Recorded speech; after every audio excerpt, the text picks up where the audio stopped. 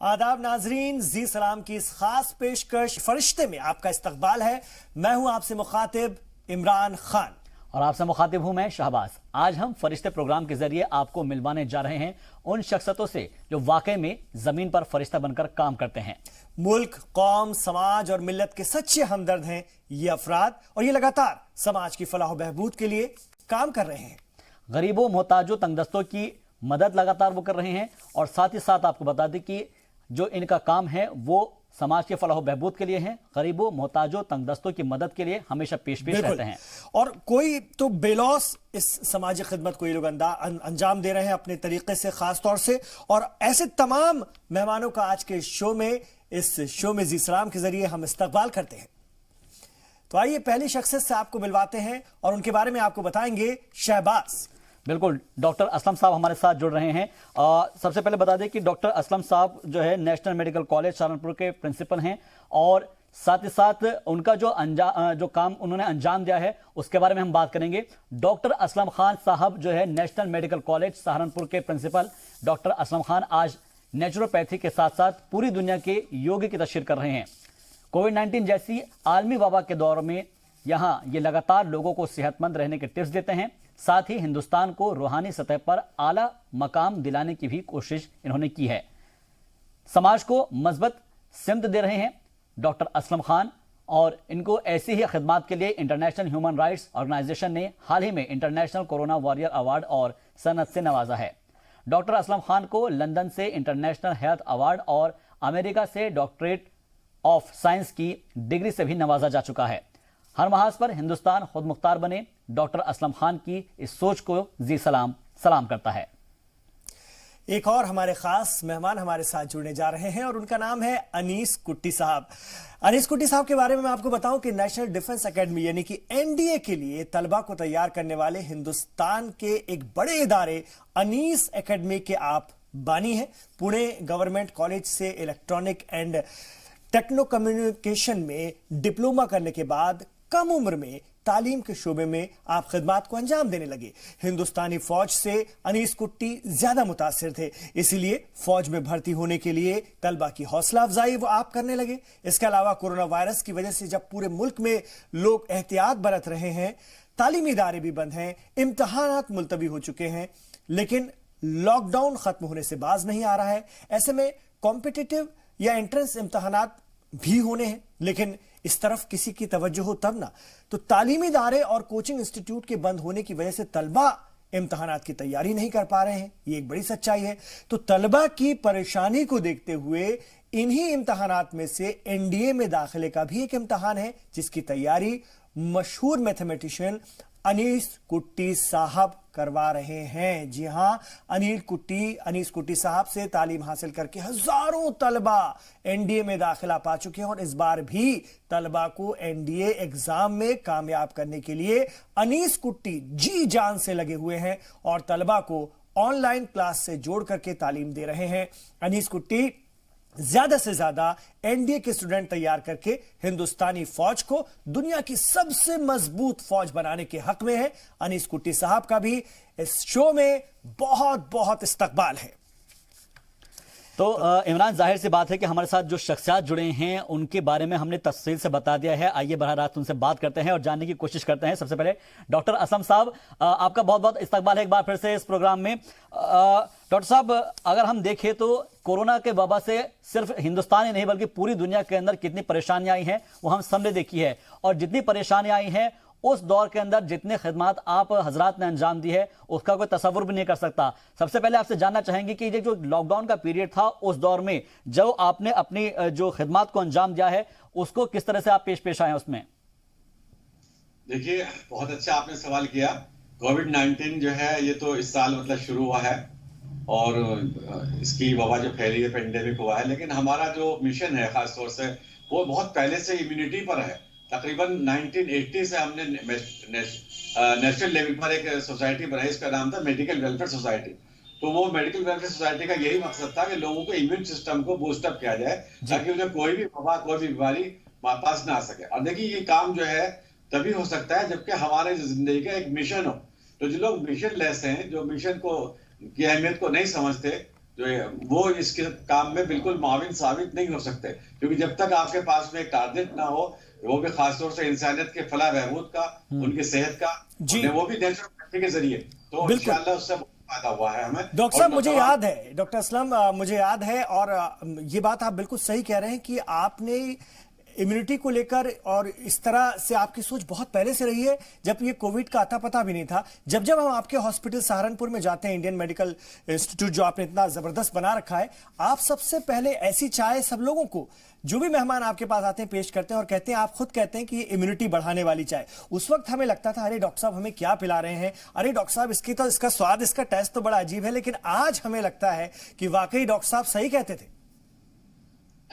बिल्कुल, मेरा तो यही मकसद रहता है, जो भी हमारे रिश्तेदार हैं, अजीज हैं, दोस्त हैं, या हमारे स्टूडेंट्स हैं, या स्टाफ के लोग हैं, वो तंदुरुस्त रहें, और उनकी तंदुरुस्ती सिर्फ चेहरे से जाहिर ना हो कि वो देखने में मोटे ताजे हैं, बल्कि यकीनन जो हमारी इम्यून पावर है, जो वाइटल फोर्स है, वो सचमुच जो है हमारे अंदर, जो अल्लाह ताला ने हर एक इंसान के अंदर रखी है, जो इनविजिबल पावर कहलाती है, वो उसको अगर स्ट्रॉन्ग रखा है हमने अपनी लाइफ स्टाइल से, अपने खाने पीने से, अपने फूड से, बैलेंस डाइट से, अगर उसको हमने तंदुरुस्त रख लिया है, तो इंशाल्लाह ना तो कोई हमें इस तरह की पेंडेमिक डिजीज होगी, और ना ही कैंसर, टीबी या दूसरे जो मर्ज हो जाते हैं, और से डायबिटीज वगैरह, अगर हम खुराक का ख्याल रखेंगे तो इंशाल्लाह इनसे भी महफूज रहेंगे। बिल्कुल महफूज रहेंगे। अनीस कुट्टी साहब भी हमारे साथ जुड़े हुए हैं। नेशनल डिफेंस एकेडमी यानी कि एनडीए के लिए वो तलबा को तैयार करने का उनका एक हदफ है। बहुत अच्छा एक तो काम कर रहे हैं अनीस कुट्टी साहब, आपको बहुत बहुत मुबारकबाद कि आप मुल्क को मजबूत बना रहे हैं, और आने वाले जो नौजवान हैं उनके हाथों में अब बागडोर होगी। ऐसे में मुल्क को मजबूत बनाने के लिए आपने जो जो कदम उठाए हैं, जरा हमारे नाज़रीन को तफसील से बताइएगा। अगर कोरोना की बात करें तो कोरोना के दौर में तो हमने देखा ही है कि कोरोना के दौर में किस तरीके से जो तमाम जो तालीमी इदारे हैं वो बंद जरूर हो चुके थे, लेकिन बावजूद इसके आपकी तरफ से ये कोशिशें जारी रही ताकि मुल्क मजबूत रहें और मजबूत हाथों में रहें। पिछले कोरोना की वजह से काफी लोगों को तकलीफ है, परेशानी है, लेकिन इसका एक फायदा ये हुआ कि ऑनलाइन कोचिंग बहुत ज्यादा मार्केट में चल पड़ी, और उसका फायदा हमको इसलिए उठाना है क्योंकि जो कॉम्पिटिटिव एग्जाम की तैयारियां है, आपने देखा भी होगा कि नीट में 20-25 मार्क्स से कट ऑफ बढ़ गया, तो घर में बैठने से बच्चे, काफी सारे बच्चे जो ऑनलाइन कोचिंग करते हैं उनके मार्क्स बढ़े हैं। जाहिर से ऑनलाइन ऑफलाइन में काफी फर्क होता है, लेकिन जो बच्चे पढ़ना चाहते हैं स्पेशली कॉम्पिटिटिव एग्जाम के लिए, वो घर बैठे ही अपने आप को बहुत सारे एग्जाम्स के लिए तैयारी कर सकते हैं, जिसमें एनडीए एक तैयारी है। अल्हम्दुलिल्लाह इस वक्त कोरोना की वजह से ऑनलाइन कोचिंग में भी काफी सारे बच्चे हमारे इदारे से एनडीए के लिए रिकमेंड हुए हैं। अनीस कुट्टी साहब, हमने देखा और आपके बारे में पढ़ते रहते हैं, फौज को लेकर आप बहुत ज्यादा बेदार हैं और उसको अहमियत भी देते हैं, और खासतौर से नौजवानों में ये जज्बा आप पैदा करें कि मुल्क की खिदमत करो। ये वाहिद रास्ता है, मुल्क के सबसे अजीम तरीन रास्ता है मुल्क की खिदमत करने का, और इसके लिए आप बाकायदा तैयार कर रहे हैं। ये जोश, ये जज्बा, ये वलवला कैसे पैदा हुआ? कम्युनिटी को अगर आगे बढ़ना है तो उसको आइसोलेशन से मेन स्ट्रीम में आना पड़ेगा, और मेन स्ट्रीम में आने के लिए बहुत जरूरी है कि हम हिंदुस्तान के फौज के लिए काम करें। हिंदुस्तान के फौज के लिए आर्मी, नेवी, एयरफोर्स में एंट्री पॉइंट्स 10th के बाद होता है, 12th के बाद होता है, ग्रेजुएशन के बाद होता है। 14 अलग अलग एग्जाम्स होते हैं, जिसकी वजह से आप फौज में ऑफिसर रैंक तक जा सकते हैं। अल्हम्दुलिल्लाह इस शोबे की तरफ किसी का ध्यान नहीं था, और मैंने ये सीखा था कि स्पेसिफिक काफी टेरिफिक होता है, तो उसको फोकस करके कॉम्पिटिटिव एग्जाम के मैदान में आने से काफी अच्छा रिजल्ट्स है। माशाल्लाह, ये बहुत अच्छी बात है कि काफी अच्छा रिजल्ट है। आपके पास फिर से लौटेंगे, एक बार फिर से डॉक्टर असलम साहब का रुख कर लेते हैं, उनसे भी समझते हैं। डॉक्टर असलम साहब, इमरान साहब ने तो आपके यहाँ की चाय पे रखी देखिएगा, और उन्होंने आपको बता भी दिया कि किस किस तरह से उनको जो है फायदे की वो चीजें गिनवा रहे हैं। लेकिन मैं एक चीज आपसे समझना चाहूंगा कि आज के दौर में हम देख रहे हैं नई नई कंपनियां आ गई है, वो अपना आपको कहते हैं कि हमारा इम्यूनिटी बूस्टर खाइएगा, ये पीजिएगा, और इससे आप देखिएगा आपकी इम्यूनिटी जो है लगातार बढ़ती चली जाएगी। लेकिन मैं आपसे समझना चाहूंगा कि आपका जो इम्यूनिटी बूस्टर है वो किस तरह से काम करता है, और उसके पीछे के जो कंटेंट्स है, जो सॉल्ट है, वो क्या किस तरह से काम करते हैं? जी, बहुत अच्छा सवाल किया आपने। देखिए, आज माशाल्लाह इतने जागरूक हो गए हैं हमारे लोग भी, क्योंकि गूगल, हर एक के पास एंड्रॉइड मोबाइल आता है, कि कोई भी कंपनी अगर आकर के कुछ बताती है कि ये हमारे पास में चीजें हैं और मल्टी विटामिन या क्लेम करती है, इससे ताकत आती है, फिल्म स्टार्स वगैरह को उसमें एडवर्टाइजमेंट के लिए ले लेती है, तो उससे कोई फर्क क्यों नहीं हमें पड़ता, क्योंकि अब लोग जागरूक हो गए। तो हमने जो माशाल्लाह गोल्ड माजून बनाई है, सिल्वर माजून बनाई है, और खासतौर से हमने जो सी पर्ल माजून बनाई है, और इसकी जो ये होता है कोबाल्ट और निकिल, जो पहली बार मतलब वर्ल्ड में तकरीबन 1000 साल की रिसर्च के बाद हमने बहुत गौर खेज किया कि ये चीजें जो है, अगर हम इनको, जो हमारी बॉडी में 108 एलिमेंट्स हैं, वो सारे एलिमेंट्स इनमें डाले जाएं, और इसमें 5 ड्राई फ्रूट जो सबसे अच्छे ड्राई फ्रूट्स हैं, चिलगोजा है, अखरोट है, बादाम है, काजू है, तो ये जितने भी अच्छे अच्छे वो हैं, उन सब का एक मुरक्कब बनाया, उसमें शहद डाला, उसमें गोल्ड डाला हमने, उसमें कोबाल्ट डाला, उसमें हमने ये सब तमाम सी पर्ल जो सच्चे मोती होते हैं वो खासकर समुद्र से निकाले जाते हैं, तो वो उससे कैल्शियम जो हमें मिलता है, जो विटामिन ई मिलता है और D3 मिलता है, वो बहुत हमारे जिस्म के लिए जो है फरबा करता है, और उससे जबरदस्त इम्यूनिटी का इजाफा होता है। बहुत बड़ी बात। और मैंने हमेशा देखा है NMC national medical college doctor साहब आपका लगातार योग और नेचुरोपैथी को आगे बढ़ाने वाला रहा है, उसकी तशहीर आप करते रहे हैं, और आज तमाम एक्सपर्ट्स कह रहे हैं कि कोरोना से बचना है तो योगा की तरफ जाइए, नेचुरोपैथी की तरफ जाइए, तो हम इससे कैसे फायदा उठा सकते हैं?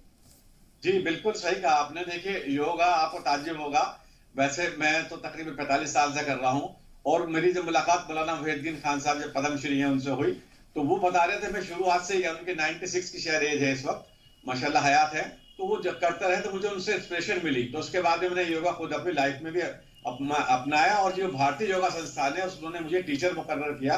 तकरीबन 40 साल मैंने योगा सिखाया, सहारनपुर के मुख्तलिफ जो संस्थान है, मंदिर हैं, यहाँ पर गुरुद्वारे हैं, सब जगह पर मैं गया, और लंदन गया तो लंदन में जो टीवी है सबसे बड़ा इस्लाम टीवी कहलाता है, तकरीबन 120 मुल्कों में देखा जाता है, उन्होंने 1.5 घंटे डेमोन्स्ट्रेशन कराया, हमारे स्टूडियो में उन्होंने बिछा दिया कालीन वगैरह, और फिर दोबारा प्रोग्राम रखा, तो बहुत मुल्कों से वहां से बिल्कुल, यानी कि जो बैरून मुल्क के लोग हैं वो इससे भी मुस्तफीद हो रहे हैं। आपके पास फिर से लौटेंगे, लेकिन अनीस कुट्टी साहब देखिएगा, मुल्क चारों तरफ से हम देखते हैं, एक तरफ चाइना है, उधर पाकिस्तान है, और रोजाना हम खबरें भी पढ़ते हैं, आप नाज़रीन भी यहाँ पर देखते होंगे। ऐसे में मुल्क की फौज को तैयार करने के लिए आपका बहुत बड़ा एक अहम रोल है। मैं एक चीज आपसे समझना चाहूंगा कि अगर कोई एक शख्स, मेरा छोटा भाई है, उसको एनडीए ज्वाइन करना है, तो वो किस तरीके से उसको ज्वाइन करेगा, उसका क्या प्रोसीजर है, और किस तरह से उसको आगे बढ़कर इसमें कामयाबी हासिल हो सकती है? मैं डॉक्टर साहब की बात को ही कंटिन्यू करूंगा। जैसे डॉक्टर साहब ने कहा ना कि पेंडेमिक दूर करने के लिए जो दवाई है उसमें 5 ड्राई फ्रूट्स लगते हैं, वैसे इंडिया में भी 5 ऐसे इदारे हैं जिस इदारे में अगर हमने बच्चों को एडमिशन दिला दिया तो इंशाल्लाह वो आगे चल के ऑफिसर बनेंगे। सबसे पहले जो है वो है सैनिक स्कूल। ये हर स्टेट में एक होता है, हिंदुस्तान के हर स्टेट में होता है। अल्हम्दुलिल्लाह किसी स्टेट में 2 है, जैसा कर्नाटक है, महाराष्ट्र में भी, चंद्रापुर में भी स्टार्ट हुआ, तो उसमें 5th स्टैंडर्ड में बच्चों को एडमिशन दिलाया जाता है, और 9th स्टैंडर्ड में, 11th स्टैंडर्ड में एडमिशन दिलाया जाता है। उसका एंट्रेंस कोचिंग होता है, और उस एंट्रेंस कोचिंग का कोचिंग एंट्रेंस हमारे यहाँ पूना में हम लोग कराते हैं, ऑनलाइन भी कराते हैं। उसके बाद हिंदुस्तान में 5 जगह है जो राष्ट्रीय मिलिट्री स्कूल है, अजमेर में है, धौलपुर में है, राजस्थान में है, शिमला में है, बेलगाम में है, और कर्नाटका में है, बैंगलोर में है। ये 5 हिंदुस्तान के इदारे राष्ट्रीय मिलिट्री स्कूल। और हिंदुस्तान का सबसे बड़ा इदारा, और मैं समझता हूँ जी सलाम पे मैं बात कर रहा हूँ, काफी लोगों को पता नहीं है, इसका नाम है RIMC, राष्ट्रीय इंडियन मिलिट्री कॉलेज।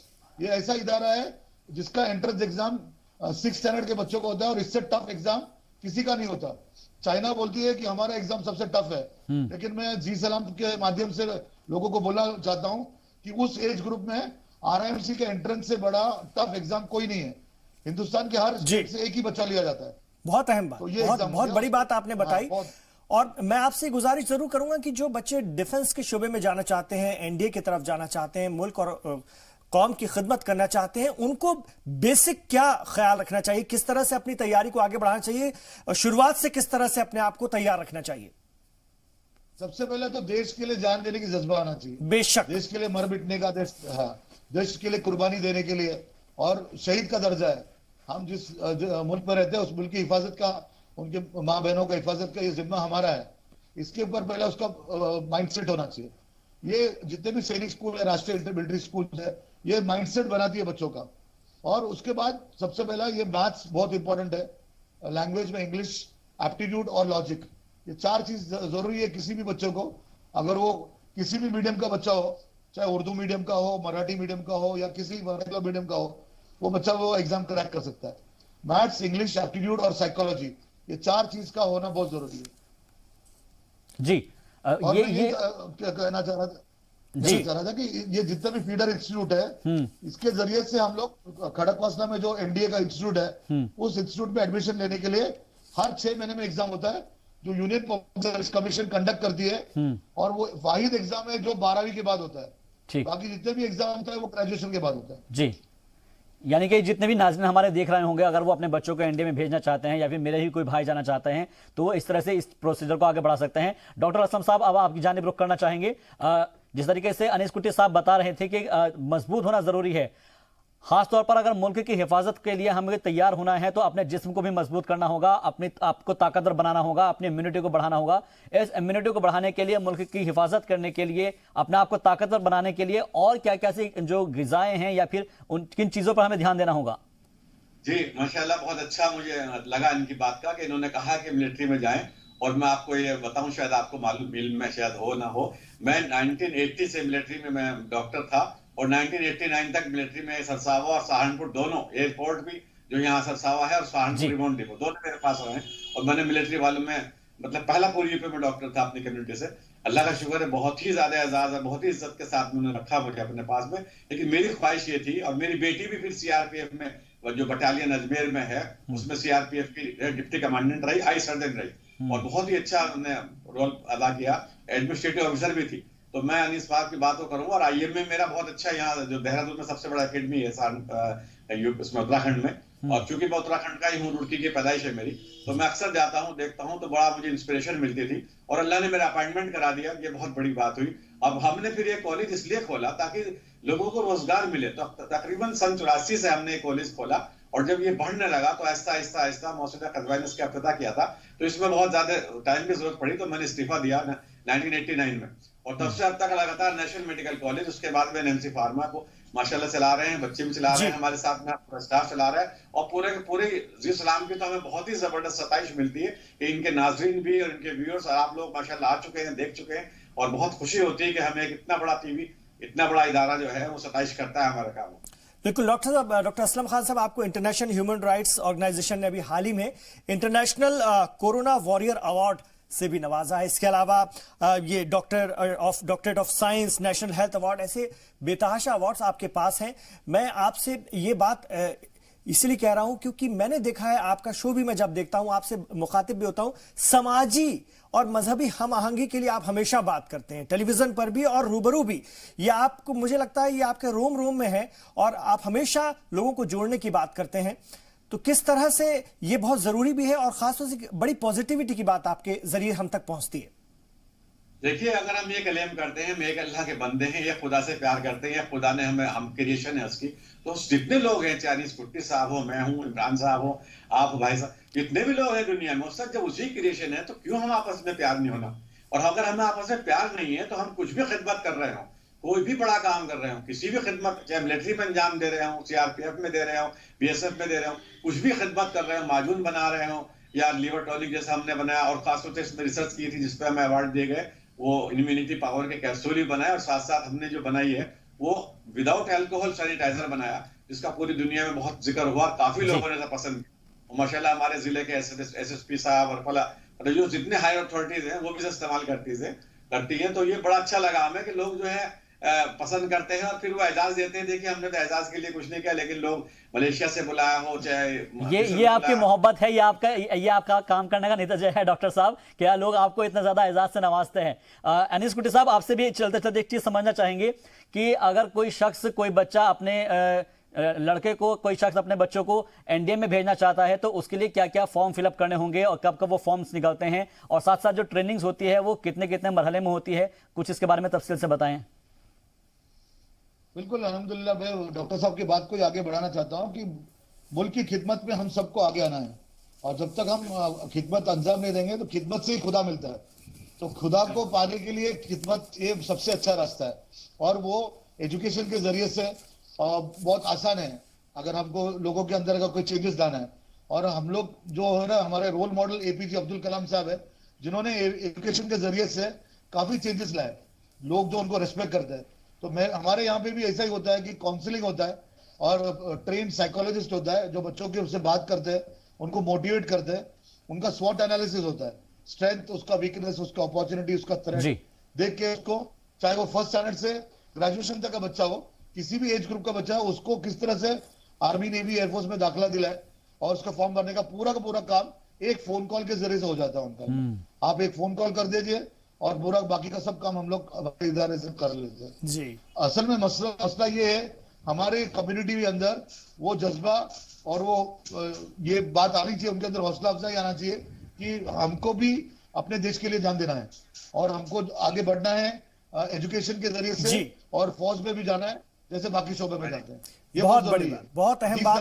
सलाम करना चाहता हूँ, इसके जरिए से ये बात को लोगों तक पहुंचा है, जिन तक ये बात नहीं पहुंची कि हर मुसलमान जो हिंदुस्तान में रहता है वो फौज में जा सकता है।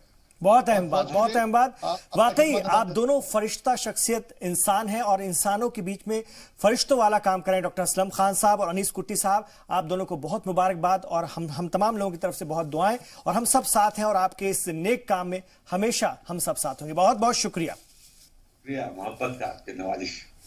फिर हमारे साथ दो बहुत बहुत खास मेहमान जुड़ गए हैं। मुझे बहुत अच्छा लग रहा है और बड़ी खुशनसीबी है कि मेरे साथ डॉक्टर हकीम अकबर कौसर साहब इस वक्त हमारे साथ हैं। शहबाज, अगर आपकी इजाजत हो तो मैं उनका तारुफ करवा दूं, लेकिन ये जरूर बताइए कि इनके अलावा कौन होंगे बिल्कुल हमारे साथ। इनके अलावा अब्दुल रफीक साहब हमारे साथ मौजूद होंगे, उनका भी तारुफ कराएंगे, लेकिन सबसे पहले डॉक्टर हकीम साहब की बात कर लेते हैं। जी, डॉक्टर हकीम अकबर कौसर साहब, जिन्हें लोग बड़े हकीम साहब के नाम से याद करते हैं। जी हाँ, और आज हमारे इस शो के वो मेहमान खुसूसी हैं। सर खैर मकदम है आपका। और अगर मैं आपके बारे में अपने नाजरीन को थोड़ा सा बताऊं तो आपने मद्रास यूनिवर्सिटी, मदुरई, कामराज यूनिवर्सिटी और तमिल यूनिवर्सिटी से ग्रेजुएशन किया है। तमिलनाडु गवर्नमेंट से रजिस्टर्ड यूनानी आप हकीम हैं। आपको तमिलनाडु हुकूमत का सबसे बड़ा एजाज और अवार्ड मेडिकल किताबों पर तमिलनाडु के चीफ मिनिस्टर ने पेश किया। 65 साला बड़े हकीम साहब ने 370 मेडिकल किताबें लिखी हैं जो अब तक शाये हो चुकी हैं। आपने 100 एकड़ जमीन पर जड़ी बूटियों से जुड़ा हुआ खूबसूरत मेडिकल गार्डन और यूनानी हॉस्पिटल बनवाया है जो 40 साल से मरीजों की खिदमत अंजाम दे रहा है। गुर्दों की बीमारियों का आप खास इलाज करते हैं। शराब, गांजा और ब्राउन शुगर जैसे नशे की आदतों का कामयाब इलाज आपके यहां पर है, जिससे कि उनकी नशे की आदत हमेशा हमेशा के लिए छूट जाती है। तमिलनाडु गवर्नमेंट की लेजिस्लेटिव असेंबली में कई बार आपकी खिदमत को सराहा गया है और हाल ही में तेलंगाना हुकूमत ने बड़े हकीम साहब को तिब्बे मिल्लत के अवार्ड से नवाजा है। मस्कुलर डिस्ट्रोफी के माजूर मरीजों का मुफ्त में आप इलाज करते हैं और मुफ्त में रहने का इंतजाम भी आपके यहां होता है। शानदार हॉस्पिटल है। गर्म हमाम और यूनानी दवाओं का फिजिकल एक्सरसाइज मुफ्त में किया जाता है। आपका दवाखाना तमिलनाडु के शहर वानबारी में है और आप मुगल दौर के गर्म हमाम बनवाते हैं जिसे यूनानी के आजाबात में एक तस्लीम किया है। बिल्कुल, और साथ ही साथ जो है जिस तरीके से आपने डॉक्टर साहब का जिक्र किया, इसके अलावा मैं एक और अपने शख्सियात से मिलवाने की कोशिश करूंगा। यहाँ पर हमारे साथ बहुत एक खास मेहमान हमारे साथ जुड़ रहे हैं, उनका भी तारुफ करा देते हैं। अब्दुल रफीक साहब हमारे साथ जुड़ गए हैं, human and child welfare society के बानी हैं। आपका बहुत बहुत इस्तकबाल है, और जिसके तहत वो कई तालीमी इदारे तालीमी आम कर रहे हैं, जिसमें अब्दुल रफीक साहब महाराष्ट्र के जालना जिले में एक गरीब मुस्लिम खानदान में पैदा हुए, मुश्किल हालात से तालीम हासिल की और तालीम के हल्के में काम करने लगे। मकसद था गरीब लोगों को तालीम से जोड़ना। कोरोना वबा में लगे लॉकडाउन से परेशान हाल लोगों को राहत पहुंचाने का इन्होंने काम किया है। सबसे अहम काम ये किया गया है, और खाने पीने के सामान के घरों के अंदर उन्होंने किट तक पहुंचाई है। लेकिन एक खास बात यह है कि अपने किए हुए कामों की कभी भी इन्होंने नुमाइश नहीं की। यह अल्लाह ताला को भी यह काम पसंद है कि आप छुपाकर इस काम करा है, बस खामोशी से ही अपने फर्ज को उन्होंने अंजाम दिया है।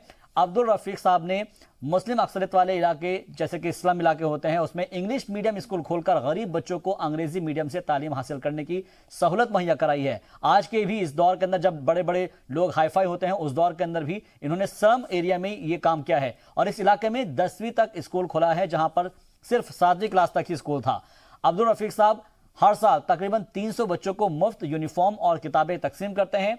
अब्दुल रफीक साहब की कोशिशों की ही वजह से आज उस इलाके में भी तालीम की रोशनी पहुंच गई है जहां पर जहालत का अंधेरा घना था। बेशक, और हमारे साथ दोनों मेहमान जुड़ गए हैं। मैं डॉक्टर हकीम अकबर कौसर साहब का रुख करना चाहूंगा। कौसर साहब, आपसे सबसे अहम सवाल वो ये है कि सर, गुर्दों की बीमारी आजकल बहुत आम हो चली है और आपने सीधे तौर पर उसको अपना हदफ बनाया है और यूनानी पैथी से यूनानी पैथी जो कि सस्ती भी है, जो कि बहुत तेजी से अपना काम करती है। आज लोग दूसरी पैथियों से जब बेबस हो जाते हैं, लाचार हो जाते हैं, तब आपके पास आते हैं और यहां पर एकाएक जादुई फायदा होता है। ये कैसे मुमकिन हो पाता है? किस तरह से आप इलाज करते हैं और लोग हंसते हंसते सेहतयाब होकर अपने घरों को जाते हैं? ये जो यूनानी इलाज है, इसकी जो ये जड़ी बूटियां हैं, ये कासिनी है, इसकी हम यहाँ पे खेती करते हैं। तकरीबन 50-60 एकड़ जमीन पर इसकी खेती होती है। यूनानी किताबों में लिखा है कि ऊंट जो जो चीजें खाता है वो किडनी की खास दवाएं हैं। हमने हमारे गार्डन में 40 ऊंटनियों को लाकर पाला और पूरी जड़ी बूटियों को उनको खिलाकर उनको रिसर्च की। उसके बाद ये मद्रास यूनिवर्सिटी को हमने दिया कि 5 साल उन्होंने रिसर्च करके ये प्रूव किया है कि ये जो अशिफा यूनानी की दवाई है, ये कासनी की बूटी है, इसके खिलाने से जो किडनी ये डैमेज हो चुके हैं, ये डायलिसिस ही करना है, वो भी इससे अच्छे हो जाते हैं। इससे ये ट्रांसप्लांटेशन करने की क्या भी जरूरत ही नहीं पड़ती है। बहुत अच्छी बात आपने बताई है कि ट्रांसप्लांटेशन की जरूरत नहीं पड़ती है। एक चीज और जानना चाहूंगा साहब आपसे कि गुर्दों की बीमारियों के इलाज के बारे में तो समझ गए, लेकिन एक चीज ये है कि बहुत से लोग आज के माशरे के अंदर शराब, गांजा, चरस, इन तमाम बीमारियों में, गंदी आदतों में लिप्त हो जाते हैं और घर का माशरा का माहौल खराब हो जाता है। ऐसे में ये तमाम चीजें छुड़ाने के लिए क्या हिकमत अमली अपनाए जाए? हाँ, ये देखिए, अल्लाह के रसूल हजरत मोहम्मद मुस्तफ़ा सल्लल्लाहु अलैहि वसल्लम फरमाते हैं कि जो है ये नशा कोई आदत नहीं, बीमारी है, इस बीमारी का इलाज करो। तो मैंने 44 इयर्स के पहले शराबियों के लिए ये हॉस्पिटल स्टार्ट किया और हर साल हुकूमत के साथ में हम जो है ये एक मोमेंट की तरह स्टार्ट करते हैं और हमारे वेल्लूर ये डिस्ट्रिक्ट के ये कलेक्टर हर साल हमारे हॉस्पिटल आते हैं और पूरे स्टेट के ये शराबियों को हम जो है ये फ्री इलाज उस वक्त करते हैं, हजारों हो जाते हैं। इसमें ये कहने का मतलब ये है, इमली है, इमली का हम ये शरबत बनाकर उनको पीने के लिए देते हैं। ये कासनी का ये पत्ता है, उसका जी अरक बना के देते हैं। तो ये पीने से ये नशे की आदत धीरे धीरे कंप्लीट उठ जाती है। बहुत बड़ी बात। बड़े हकीम साहब, मैं आ रहा हूं आपके पास। मेरे साथ अब्दुल रफीक साहब भी हैं। अब्दुल रफीक साहब, आपके बारे में जब पढ़ते हैं, आपको काम करते देखते हैं तो बड़ा फख्र होता है और ताज्जुब भी होता है। स्लम एरियाज में जिस तरह से आपने इंग्लिश मीडियम स्कूल खोल रखे हैं और जिस तरह से बच्चों को मुफ्त में तालीम वहां पर मिल रही है, कोरोना के दौर में जिस तरह से उनको तालीम की तरफ तब भी लाया जा रहा है और तमाम तरीके से उनको पढ़ाई की तरफ लाया जा रहा है ताकि उनकी पढ़ाई ना छूटे, वो दूर ना हो जाए, ये बहुत बड़ी खिदमत है। कैसे इसको अंजाम दिया जा रहा है?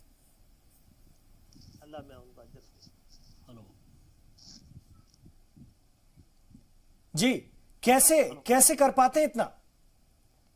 भाई 2006 में हमने doctor Rafiq Zakaria Urdu primary school की बुनियाद रखी थी और सेंट मेरी इंग्लिश स्कूल मीडियम क्लास के और गरीब तलबा को एजुकेशन का नज़्म होना, क्योंकि डोनेशन से लोग बहुत परेशान हो गए थे और एडमिशन करवाना उनके लिए नामुमकिन था। उसके लिए जो है तो एक ऐसा मकसद था कि भाई हर घर का बच्चा इंग्लिश मीडियम में पढ़े, खास करके हमारे सलाम एरिया। तो हमने इस मकसद से सेंट मेरी इंग्लिश स्कूल का क़याम अमल में लाया। एक क्वालिटी एजुकेशन के लिए जालना शहर में इदारे की ज़रूरत थी स्कूल की, जहाँ पर एक क्वालिटी एजुकेशन नहीं थी। हमने doctor Rafiq Zakaria Urdu primary school को इंग्लिश मीडियम की तर्ज पे उर्दू मीडियम स्कूल शुरू किया और चंदनझीरा इलाका जो एक सलाम इलाका है, वहाँ पर हमने गुज़िश्ता 25 सालों से सिर्फ प्राइमरी स्कूल था। हाई स्कूल का नज़म नहीं था, इसलिए हमने वहाँ पर हाई स्कूल की बुनियाद डाली और पिछले 10 सालों में हमने 7 बार 100% रिजल्ट दिया। माशाल्लाह। हमारे जो भी गरीब तुलबा है इस इलाके के माशी हालत से बहुत कमज़ोर है, लेकिन शहीद एहसान जाफरी मेमोरियल हाई स्कूल के ज़रिए उनको तलबा व तालिबात को हम नोटबुक देते हैं, यूनिफॉर्म देते हैं, बुक्स अवेलेबल करते हैं और गर्ज उस इलाके में स्कूल होने की वजह से हर बच्चा जी तालीम से बिल्कुल जो है तो क्या बोलते उसका फ़ायदा उठा रहा है और जो तालीम से महरूम हो रहे थे बच्चे अब वो बेहतरीन नंबरात लेकर पास हो रहे हैं। हमारे बच्चे डिक्टेंशन में मेरिट में फर्स्ट क्लास से पास हो रहे हैं। कुछ बच्चे मेडिकल के लिए गए हुए हैं, इंजीनियरिंग के लिए गए हुए हैं। ये पाँच सालों का ग्राफ हमारा बहुत अच्छा रहा माशाल्लाह। 5 सालों का आपने इस ग्राफ के बारे में बात की। एक चीज मैं आपसे समझना चाहूंगा, कोरोना का दौर चला, कोरोना के दौर में हमने देखा है कि कितने हजारों लाखों लोग परेशान रहे, सिर्फ हमारे मुल्क में नहीं बल्कि बैरून मुल्क में भी हमने देखा कि कितनी सारी कैसी सिचुएशंस आ गई थी। बावजूद इसके उन तमाम लोगों के घर तक राशन पहुंचाना और उसकी नुमाइश ना करना, ये सबसे अहम और अव्वल तरीन काम है। इसके बारे में आपसे समझना चाहेंगे कि किस तरीके से उन लोगों के लिए आप फरिश्ता बन गए। जो हमारे डोनर्स थे, हम लोग जो है तो हमारे जो पेरेंट्स थे सलम एरिया के, हम उन इलाकों में जो है तो पहुंचा देते थे, ये उनकी मदद करते थे। हमारे तरफ से जितने भी जो लोगों तक पहुंचा सकते थे, जितनी मदद हो सकी उनके डोर टू डोर। लेकिन एक मकसद ये था कि भाई किसी की गरीबी का मजाक नहीं उड़ाना, उसके घर तक पहुंचाकर उसकी तस्वीर कहीं शाये ना हो, ये एक मकसद था। और कोरोना में हम वो काम आगे भी करेंगे और बहुत ज़्यादा क्या बोलते हैं, जितना दिन हमसे ये काम हो सका हमने वो किया। बहुत बड़ी बात है। कुरान करीम भी कहता है एहसान करो लेकिन किसी को पता ना चले, खामोशी से अपना काम करो, अल्लाह देख रहा है। बहुत बड़ी आपकी सोच है और वाकई अल्लाह आपकी मदद करेगा, अल्लाह आपको देगा। जिस तरह से आप गरीबों की खिदमत कर रहे हैं, उन्हें एजुकेशन से, तालीम से जोड़ रहे हैं, साथ साथ उन्हें इस वक्त जरूरत का सामान मुहैया करा रहे हैं, हर तरह की मदद कर रहे हैं। मैं एक बार फिर बड़े हकीम साहब आपके पास आना चाहूंगा। बड़े हकीम साहब, मस्कुलर डिस्ट्रोफी का इलाज जो उससे माजूर हो जाते हैं आपके इस बहुत बड़े शानदार हॉस्पिटल में किया जाता है और सबसे अहम बात है कि बहुत कम इसमें पैसा लिया जाता है। एक बात और, ये गर्म पानी का जो हमाम है जो यूनानी दवाओं से लबरेज होता है, इसके हवाले से मैं हमारे नाज़रीन को बताइए वो किस तरह से काम करता है और कैसे लोग उससे फायदा हासिल करते हैं। जी, ये जो मस्कुलर डिस्ट्रोफी एक बीमारी है जिससे हाथ पैर पूरे जिस्म फालिज हो जाते हैं, उससे ना खड़े हो सकता है, ना ये बैठ सकता है, ना चल सकता है। इसके लिए ये पूरे हिंदुस्तान में एक ही यूनानी हॉस्पिटल हमारा हॉस्पिटल है जिसका जो इलाज होता है 100% ये फ्री है। हम एक पैसा भी एक मरीज से भी ये नहीं लेते हैं। बहुत बड़ी बात है, ये बहुत बड़ी बात है। सुभान अल्लाह, ये तो बहुत बड़ी खिदमत खल्क है बड़े हकीम साहब। जी जी, तो ये है ना, अल्लाह मियाँ एक इलाज हमारे पास ये दिया है, तो इस इलाज को हम तकरीबन 8 साल से बिल्कुल फ्री में करते हैं। हमारे सेंटर में यूनानी का ये गरम हमाम है, जो हमाम जो है ये मुगल बादशाहों ने ये तामीर किया था। अब ये हमाम शालीमार बाग में है जी, श्रीनगर में, और लाल किले के अंदर है, ये फतेहपुर सिकरी के अंदर है। उसके बाद उसकी टेक्निक पूरी ये खत्म हो गई। तो इसे हमने जो है तकरीबन 16 साल की मेहनत से ये गरम हमाम का इजाद किया, जो ये मस्कुलर डिस्ट्रोफी बीमारी को पूरी तरह से अच्छा करती है जी। और ये गवर्नमेंट रिकॉग्नाइज यूनानी हॉस्पिटल पूरे हिंदुस्तान में एक ही है और ये गवर्नमेंट एडेड भी है। जी। तो इसके लिए हम क्या करते हैं, ये महुआ का तेल की ये मालिश ये करते हैं और फिर एक्सरसाइज देते हैं। उसके बाद हमाम में ले जाते हैं। ये हमाम में 3 होते हैं ये कमरे, एक एक में स्टीम ये पैदा होती है जी। और ये स्टीम जो है एक ये बहुत बड़े ये चूल्हे से ये बनती है, जिसमें पर डे जो है 1 टन लकड़ियां डालकर उसमें जलाकर वो स्टीम बनता है। ठीक। तो ये स्टीम क्या करते हैं कि पूरे ये मसल्स नर्वस को एक्टिवेट जी ये करते हैं। यानी जो लोग परेशान हाल है उनको उनकी परेशानी तकरीबन दूर होनी शुरू हो जाती है। आपके पास फिर से लौटेंगे, लेकिन अब्दुल रफीक साहब एक चीज मैं आपसे समझना चाहूंगा यहाँ पर। आज के इस दौर में हम देखते हैं कि जब लोगों ने पढ़ाई को पेशा बना लिया है, उस दौर के अंदर आपने पढ़ाई को इतना फ्री करके रखा हुआ है और उन जगहों पर जो स्लम एरिया जहां पर लोग जाते हुए भी नाक और भौं सिकोड़ते हैं, वहां जाकर आप जाकर एक ऐसा इदारा तैयार कर देते हैं जहां पर बच्चे इंग्लिश मीडियम में पढ़ रहे हैं और 100% रिजल्ट अगर वहां का रह रहा है तो यह काबिल तारीफ है। ऐसे करने का जज्बा कहां से पैदा हुआ आपके लिए? जी, मैं जो है तो पिछले गुज़िश्ता 25 सालों से एजुकेशन फील्ड में काम कर रहा हूँ और मैंने बहुत करीब से देखा हूँ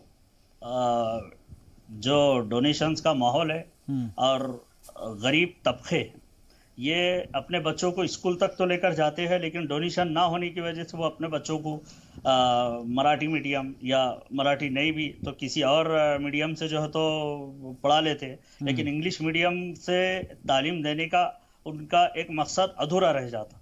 और मैंने बहुत करीब से देखा था कि भाई अगर मीडियम क्लास या गरीब लोग हैं तो वो अपने बच्चों को डोनेशन नहीं दे पाते, और ये चीज़ें मैंने कई बरसों तक ऑब्जर्व किया। उसके बाद मेरा एक मकसद ये था कि भाई इंग्लिश मीडियम ऐसा स्कूल खोले जहाँ पर तुलबा को जो है तो बगैर किसी डोनेशन के सिर्फ एडमिशन दे दिया जाए और एक नॉमिनल फीस उसकी शुरू की जाए। तो मैं अपने मकसद में बहुत ज़्यादा अल्लाह ताला ने मुझे मदद किया, मैं कामयाब हुआ और मेरे स्कूल से बच्चे फारिग होकर प्राइमरी एजुकेशन से तो हाई स्कूल तक बगैर किसी सोर्स के वो लोग आगे बढ़ गए और अब हायर एजुकेशन के लिए वो एक अच्छे इदारों में एडमिशन लेके पढ़ाई कर रहे हैं। उसकी मेरे को बहुत ज़्यादा खुशी है। बहुत बहुत बड़ी बात, और हम तमाम लोग आपके हक में दुआ करते हैं कि आप इसी तरह आगे बढ़ते रहें और इसी तरह लोगों की खिदमत करते रहें। मैं डॉक्टर हकीम अकबर कौसर साहब यानी बड़े हकीम साहब के पास एक बार फिर आना चाहूँगा। बड़े हकीम साहब, आपको तो कई किताबें लिखने के लिए अवार्ड भी दिया जा चुका है। 300 से भी ज्यादा किताबें अगर हम यहाँ पर देखते हैं, 370 किताबें आपने मेडिकल पर लिखी हैं, तमाम अलग अलग बीमारियों को बहुत अच्छे से डिस्क्राइब किया है। और इस वक्त कोरोना की जो वबा चल रही है पूरे मुल्क में, पूरी दुनिया में, उससे बचने के लिए क्या मशवरा देंगे? हाँ, कोरोना से बचने के लिए हमारे वेलूर डिस्ट्रिक्ट के ये कलेक्टर ने कि मुझे बुलाया और पूछा कि भाई यूनानी में आप क्या ये कर सकते हैं। तो मैंने बताया कि हमारे यूनानी किताबों में लिखा है अश्वगंधा इस्तेमाल करने से, ये कासनी इस्तेमाल करने से ये वबाई अमराज से ये बच सकते हैं। तो और तिल के ये लड्डू जो हैं ये बनाकर खाने से ये पूरे जिस्म में जो है इम्यून ये पैदा होती है। तो उसके बाद ये कलेक्टर साहब ने हमें एक ऑर्डर ये दिया कि जो है ये पोस्ट के जरिए ये मरीजों को आप ये भेज दीजिए। तो हम रजिस्टर्ड पोस्ट से हजारों लोगों को अश्वगंधा, कासनी, तिल के ये लड्डू तो ये मरीजों को ये पूरे हिंदुस्तान में ये बांटे हैं हम। जी। वानमबाड़ी में तो ये मकान मकान पर ये पूरा चीजें हम बांटे हैं। माशाल्लाह, बहुत अच्छे गवर्नमेंट तरीके के से आपने सपोर्ट। इसको अंजाम दिया है। बहुत बहुत शुक्रिया डॉक्टर हकीम अकबर कौसर साहब आपका, और अब्दुल रफीक साहब आपका भी बहुत बहुत शुक्रिया। तो कुल मिलाकर देखा जाए तो ये फरिश्ता है इमरान, और इन फरिश्तों के जरिए ही हम अपने नाज़रीन को ये बता रहे हैं कि इन फरिश्तों ने जो अंजाम ये खिदमत को दे रहे हैं वो वाकई में हमारे माशरे के लिए भी अच्छे है, हमारे मुल्क के भी अच्छे है, और उम्मीद करते हैं कि ऐसे ही फरिश्तों से लगातार मुलाकात होती रहेगी। अब तो मुसलसल हम बात कर रहे हैं उन फरिश्तों की जिन्होंने खिदमत को अंजाम दिया है, और वो मुसलसल मुल्क की और जो कौम है उनके खिदमत को अंजाम दे रहे हैं। इस वक्त हमारे साथ एक बेहद ही खास मेहमान जुड़ गए हैं, शफी अहमद साहब। आपका बहुत बहुत इस्तकबाल है शफी साहब। शफी अहमद साहब ने लगातार कोरोना वबा के दौर में लॉकडाउन और लॉकडाउन के बाद भी लगातार लोगों की मदद की है। कई सौ खानदानों को राशन घर तक पहुंचाया है, लॉकडाउन में फंसे हुए लोगों को आने जाने में माली मदद की है, और ऐसे मुश्किल दौर में इन्होंने बड़ी तादाद में लोगों की राहत रसानी का फर्ज भी अदा किया है। बहुत अच्छा काम किया है इन्होंने। जी हाँ, और ये श्रम कल्याण मंडल छत्तीसगढ़ के सदर हैं। लॉकडाउन के दौरान इन्होंने बहुत बड़ा काम किया और खिदमत खल्क करते हुए कहीं ना कहीं अपने खुदा को तो राजी किया ही, साथ में जो गरीब कुनबे, जो जिनके पास रोजगार नहीं था, जिनके पास घर में अनाज नहीं था, उन तक वक्त पर राशन पहुंचाया, और ऐसे सैकड़ों हजारों लोगों की आपने मदद की बिना किसी तफरीक के। बेशक, और यही वजह है कि आज मुल्क में जो भी लोग हैं वो इस बात से कम खुश जरूर हैं कि शफी साहब ने उनको उस आड़े वक्त में मदद की है जिस वक्त लोग एक दूसरे को नहीं देख रहे थे। शफी साहब, सबसे पहले आपसे समझना चाहेंगे आपसे कि कोरोना वबा के दौर में जब हम देख पा रहे थे कि नफ्सा नफ्सी का एक तरीके से आलम हो गया था, हर कोई अपने घर पर भागने की कोशिश कर रहा था, कोई कह रहा था कि भाई हमारे पास पैसे नहीं है, हमारे पास खाने के लिए नहीं है, रोजगार नहीं है। ऐसे वक्त के अंदर जो आड़ा वक्त जिसे हम बोलते हैं कि आड़े वक्त में आपने उन तमाम ऐसे लोगों की मदद की है। सबसे पहले आपसे जानना चाहेंगे कि ये तरगीब का आपको कहां से हासिल हुई और आपने कैसे इसको अंजाम दिया?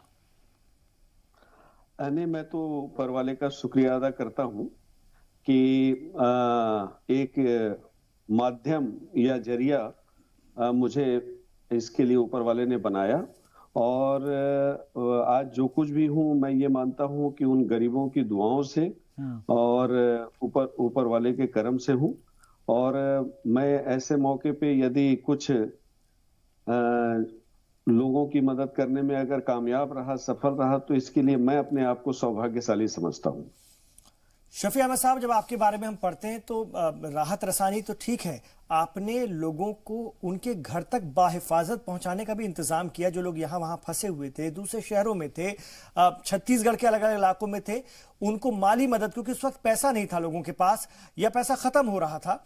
ये बहुत बड़ी खिदमत थी कि लोगों को बाहिफाजत उनके घर तक पहुंचा देना। इसके लिए बहुत मेहनत लगती है, बहुत साधन लगते हैं, और इसकी गारंटी लेनी होती है कि बंदा सही सलामत अपने घर पहुंच जाए। ये बड़ा रिस्क भी है।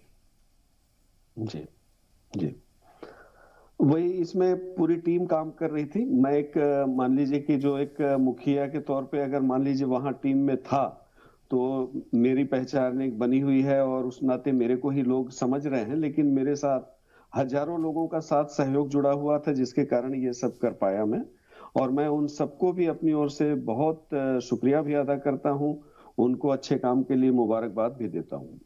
बिल्कुल, देखिएगा, श्रम कल्याण मंडल छत्तीसगढ़ के आप सदर है शफी साहब, और जाहिर सी बात है कि श्रम भी है और कल्याण भी है, यानी कि जो लोग श्रमिक हैं जाहिर तौर पर जो पसीना बहाते हैं, और कहा जाता है इस्लाम में भी कि मजदूर का जो मजदूरी है वो पसीना सूखने से पहले दे दी जाए, लेकिन वहां पर तो बात मजदूरी की नहीं हो रही है। यहां पर सिर्फ बात हो रही है कि आपने जो हिकमत अमली बनाई थी कि लोगों को उनके घर तक पहुंचाए। हम देख रहे थे कि बड़ी बड़ी सरकारें ये चीज नहीं कर पाई थी कि कोई अगर उत्तर प्रदेश से चलकर बिहार जाना चाह रहा है, मुंबई से चलकर दिल्ली आना चाह रहा है, उनके लिए तमाम दांव पेच लगाने पड़ते हैं। कोई थाने में खड़ा हुआ चक्कर लगा रहा है, किसी की बेटे की तबीयत खराब है, किसी को कहीं अपनी माँ के इलाज के लिए जाना है। ऐसे लोगों की जो खिदमत है वो आपने किस तरह से अंजाम दी?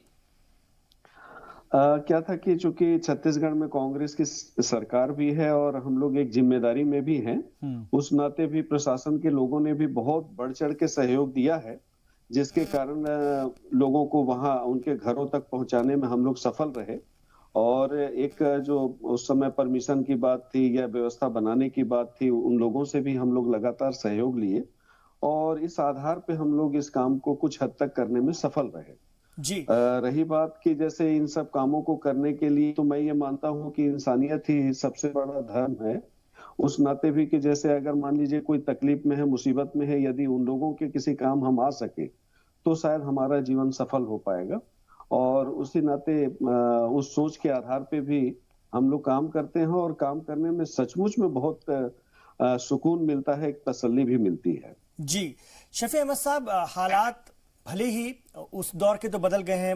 मार्च, अप्रैल, मई, जून जो दौर था वो दुनिया ने देखा, हमने भी देखा, लेकिन अभी भी हम देखते हैं ये वबा, ये बीमारी गई नहीं है। आज भी हर तबके के लोग उससे मुतासिर हैं, परेशान हैं, और खास तौर से मैं गरीबों की बात करूं, मजदूरों की बात करूं, श्रमिकों की बात करूं, उन पर दोहरी मार है। ऐसे में अब आप लोग किस तरह से उन पर तवज्जो दे रहे हैं, किस तरह से उनके लिए काम कर रहे हैं?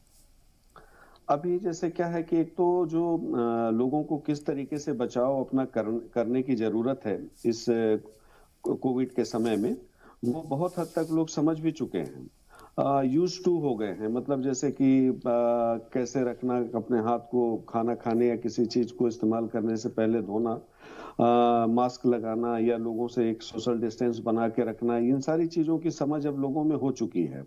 और दूसरी बात यह है कि धीरे धीरे जो कामकाज है वो भी पटरी पे आ रहे हैं।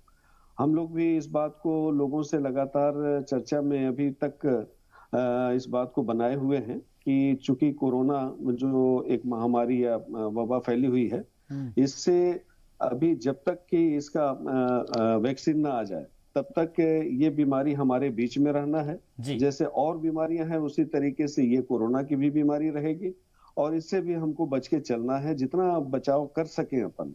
और बचाव का भी एक लिमिट है, उससे अधिक हम बचाव शायद ना कर सकें। जी तो जब कभी भी ऐसी स्थिति बनेगी तो एक इलाज, एक माध्यम भी बन चुका है, और लोगों को एक विश्वास भी हो गया है कि इलाज से भी अगर सही समय पे अगर वो ट्रीटमेंट कराएंगे तो निश्चित रूप से इलाज संभव है। बिल्कुल। शफी साहब, एक चीज आपसे समझना चाहेंगे, देखिएगा अब तो ये जो दौर चल रहा है कोरोना वबा का, भले चाहे कितने अनलॉक हो गए हों, बावजूद इसके गाइडलाइंस हुकूमत की तरफ से तमाम जारी की गई है। उसमें आपको अपने हाथ को बार बार धोते रहना है, मुसलसल उसको साफ रखना है, सामाजिक दूरी बना के रखनी है, और साथ ही साथ क्योंकि आप बता रहे हैं कि इस वक्त आप हुकूमत में भी है छत्तीसगढ़ के अंदर, ऐसे में हुकूमत का कितना साथ और मिल सकता है ताकि जो लोग अगर रोजगार की तलाश में हैं तो कम से कम उनको अगर रोजगार मुहैया कराना हो तो वो किस तरह से उनको लोन दिलाने के अंदर आपकी जो संस्था है वो कैसे मदद कर रही होगी, और किस तरीके से उनको अपने घर पर जो सामान भेजना है या किसी को अपने घर से एक जगह से दूसरी जगह जाना है, उसके लिए आपकी तरफ से क्या किया जा रहा है? छत्तीसगढ़ में कांग्रेस की सरकार है, माननीय भूपेश बघेल जी की सरकार है, माननीय टीएस बाबा साहब की सरकार है, और मेरे ख्याल से पूरे देश में बहुत अच्छे तरीके से छत्तीसगढ़ में लॉकडाउन के समय में भी काम हुआ, और आज तक इस मामले में काम बहुत अच्छे से चल भी रहा है। कोविड के समय में मनरेगा में पूरे देश भर में सबसे ज्यादा यदि कहीं काम चला है तो वो छत्तीसगढ़ में हुआ। ये ऑन रिकॉर्ड भी है कि छत्तीसगढ़ में मनरेगा के अंतर्गत बहुत सारे रोजगार मिले हैं। दूसरी बात यह है कि किसानों से 25 रुपए क्विंटल में जो धान की खरीदी की गई और बोनस दिया गया, इस आधार पे भी लगातार बोनस में बता रहा हूँ, मतलब वो किस्त में 2500 रुपए की राशि दी गई। तो उसके कारण भी जो छत्तीसगढ़ की जो अर्थव्यवस्था है आज भी वो बहुत ज्यादा, उसके बारे में ये कहा जाए कि पटरी से गई नहीं है बल्कि पटरी पे है। और रोजगार जहां तक आज मजदूरों या श्रमिक हैं उनके रोजगार की जो बात हो रही है, तो यहाँ के जो फैक्ट्रीज हैं वो सारे संचालित हो रहे हैं और कामकाज रूटीन पे बहुत हद तक रास्ते पे आ चुकी है। जी, आप श्रम कल्याण मंडल छत्तीसगढ़ के सदर हैं शफी अहमद साहब। छत्तीसगढ़ में ही नहीं, छत्तीसगढ़ के बाहर भी छत्तीसगढ़ के लोग बहुत सारे काम करते हैं, मजदूरी करते हैं, और बड़े पैमाने पर छत्तीसगढ़ी अलग अलग रियासतों में भी अपनी खिदमात को अंजाम दे रहे हैं। इस वबा के दौर में इस वक्त आप छत्तीसगढ़ी मनला क्या मैसेज, क्या संदेश देना चाहेंगे? मैं पूरे छत्तीसगढ़ वासियों को, पूरे देशवासियों को भी मैं यही कहूंगा, इस कोरोना के महामारी में जिस तरीके से हमारा देश, भारत देश महान है और महानता का प्रमाण देश ने समय समय पे पेश भी किया है। जब लॉकडाउन की स्थिति थी उस समय भी करोड़ों हाथ मदद के लिए उठ गए। जो मजदूर सड़कों से गुजर के जा रहे थे उस समय भी लोगों ने मदद खूब किया है, पूरे देश भर के लोगों ने मदद किया है। आज भी जब तक हमारे बीच कोरोना है, मैं यही निवेदन करूंगा छत्तीसगढ़ वासियों से भी, जो आर्थिक रूप से सक्षम हैं वो जहां तक अपनी मदद दे सकें, अपने से जो कमजोर तबके के लोग हैं जो अभाव में हैं या जहां कहीं भी रोजगार नहीं मिल पा रही, जिसके कारण उनको दिक्कत आ रही है, जो एकांकी महिला हैं, एकांकी पुरुष हैं, या विधवा या परित्यक्ता महिला हैं, या विकलांग हैं, और ऐसे लोग हैं जो छोटे छोटे व्यवसाय करते थे, ठेला गुमटी वाले हो गए, ऑटो चालक हो गए, और उसके कारण यदि उनकी आर्थिक स्थिति खराब हुई है तो जहां तक मदद कर सके सब लोगों को इसमें बढ़ चढ़कर हिस्सेदारी निभाने की जरूरत है। और सरकार तक जो सरकार की योजनाएं हैं उन योजनाओं के बारे में भी प्रचार करने की आवश्यकता है और वहां तक माध्यम बनने की आवश्यकता है। जरूर उसमें माध्यम बने तो निश्चित रूप से हम लोग सब मिलके इस कोरोना महामारी में मुकाबला करते हुए उन लोगों को इस विषम परिस्थितियों से बाहर निकाल पाएंगे। जी, तो कुल मिलाकर कह सकते हैं शफी साहब के छत्तीसगढ़ या सबले बढ़िया। बहुत बहुत शुक्रिया हमसे बातचीत के लिए और अपनी बात रखने के लिए। तो शफी साहब हमारे साथ जुड़े थे इमरान, और ये देखिएगा कि ये ऐसा वक्त था, ये ऐसा दौर था इमरान के, हमने देखा है कि लॉकडाउन के दौरान में तमाम लोगों ने यहाँ पर खिदमत को अंजाम दिया है, और इसलिए हम इन्हें कह सकते हैं कि ये लोग जमीन के फरिश्ते हैं। बेशक ये धरती के फरिश्ते हैं, जमीन के फरिश्ते हैं, और ऐसे ही फरिश्तों से हम आपको वक्त वक्त पर रूबरू कराते रहेंगे, मुखातिब कराते रहेंगे, उनको सुनेंगे, समझेंगे, और कैसे उन्होंने विपरीत हालातों में, मुश्किल हालात में काम किया और सब्र का दामन नहीं छोड़ा, ये हमारा बताने का इस प्रोग्राम का, इस शो का मकसद रहा है। मुझे अच्छा लगा कि आप लोगों ने इस शो को देखा होगा। आपके तासुरात भी हमें चाहिए रहेंगे इस शो के हवाले से, और भी हम इसकी अगली कड़ियां भी आप तक लेकर आते रहेंगे। फिलहाल के लिए दीजिए इजाजत, आप देखते रहिए जी सलाम।